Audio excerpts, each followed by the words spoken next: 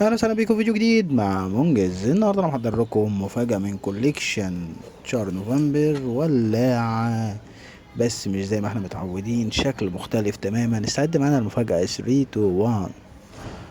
واو واو واو، باللون الذهبي، ولاعة ياباني من الولاعات القديمة، موديل التمانينات، حاجة كده في الشياكة، حاجة كده في الأناقة، بحالة خارجية ممتازة جدا جدا جدا. الولاعة دي بغطا، وهتلاقيها شغالة بنظام السخان. طبعا زي ما احنا شايفين الولاعة مولعة، ولكن ممكن ما نشوفش الشعلة لأن الشعلة دي سخان، بس أكيد سامعين الصوت بتاعها.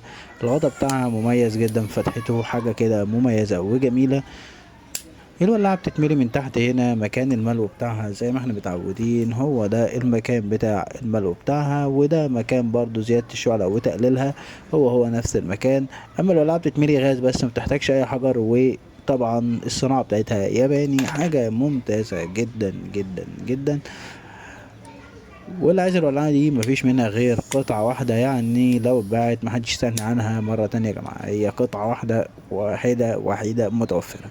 في من هنا طبعا مقياس زئبق كده بيبين حالة الغاز في الولاعة، ودي من الحاجات طبعا التركات الياباني اللي كانت بتميزها دايما بالبساطة والحاجات دي. المقياس زي ما احنا شايفين بيبين إذا كان الغاز خلص من الولاعة أو ناقص من الولاعة.